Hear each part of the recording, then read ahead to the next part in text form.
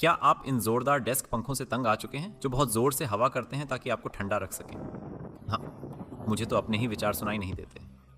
खैर, लेगो levitating fan के बारे में क्या ख्याल है जो पूरी तरह से खामोश हो और शायद आज काम भी ना करे? आइए देखें, अगर हम इस अनुपस्थित समस्या को कुछ ऐसे सुलझा सकते हैं जो काफ़ी अव्यावहारिक हो, लेकिन दिखने में अच्छा लगता हो और कुछ हद तक आपको ठंडा भी रखता हो। पहले हमें कुछ चीज़ों को उपकरणों के बिना घुमाना होगा, इसका अर्थ है वायरलेस रूप से।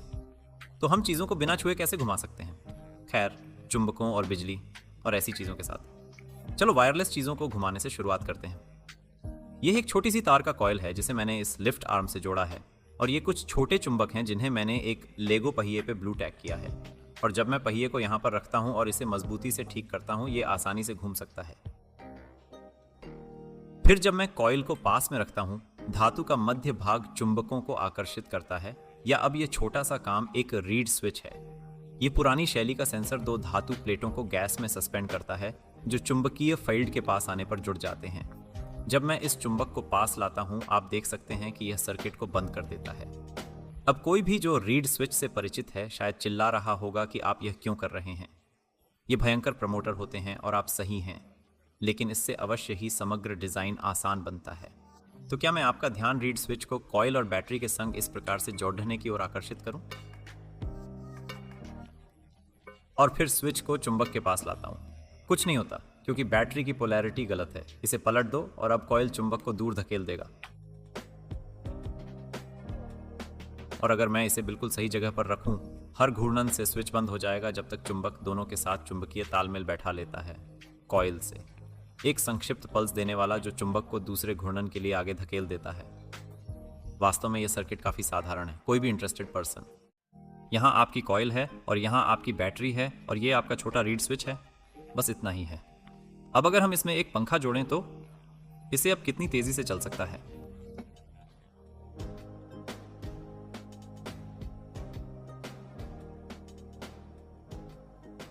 हाँ, काफी धीमा।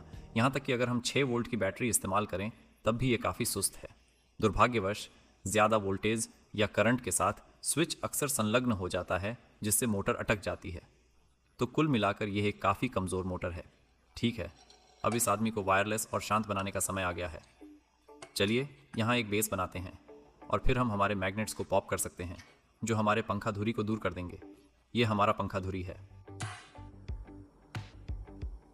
और अगर हम इसमें मैग्नेट्स जोड़ें जो बेस के मैग्नेट्स को खींचे, तब ये बैकबोर्ड धुरी को बेस से फेंके जाने से बचाएगा। अगर हम सावधान रहें तो अब हम धुरी को धीरे से बेस पर रख सकते हैं और ये अपनी जगह पर तैरेगा। और ये नया नहीं होगा उनके लिए जिन्होंने मेरा पिछला वीडियो देखा है जिसमें लेगो को तैराना दिखाया गया है।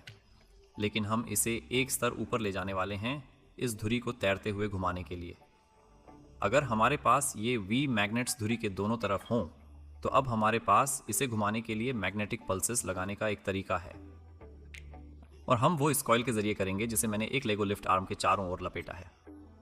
अब इसे धुरी के नीचे रखें तो मैग्नेट्स को वही पल्सेस भेज सकते हैं जैसे पहले के पहिए की मोटर में थे। ये एक तार रहित कॉइल है जो मैग्नेट्स को मेटल की ओर आकर्षित नहीं होने देता, जिससे यह वॉबल हो।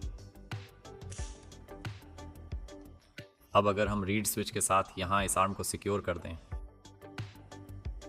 हमारे पास ये 2 जोड़ हैं जो सस्पेंडेड मैग्नेट्स के पास इसकी स्थिति को सही से एडजस्ट करने के लिए हैं। फिर हम इस कॉइल और यहां इस बैटरी को हुकअप कर सकते हैं। मैं यहां कुछ चुंबकों का प्रयोग कर रहा हूं ताकि तार को बैटरी से जोड़ सकूं।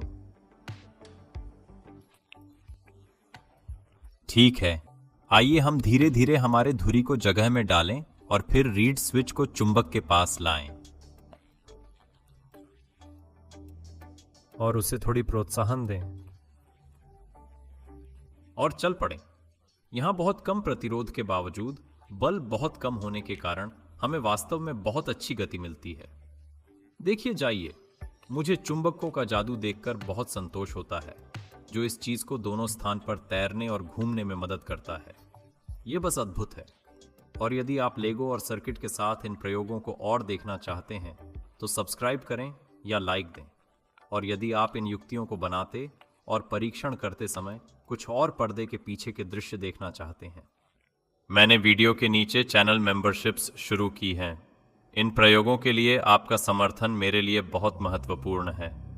तो यह काम करता है, पर क्या हो अगर हम एक पंखा जोड़ें?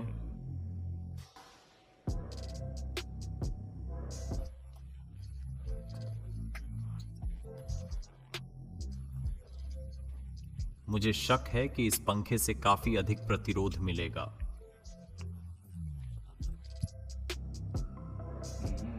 हाँ, तेजी से चलाना चुनौतीपूर्ण है। रीड स्विच की स्थिति और उचित करंट देने का संतुलन जरूरी है।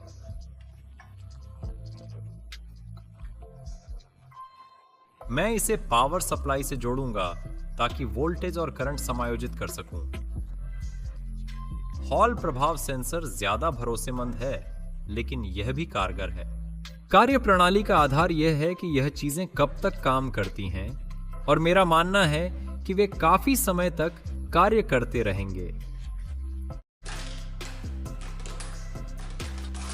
Let me know in the comments how to improve this thing.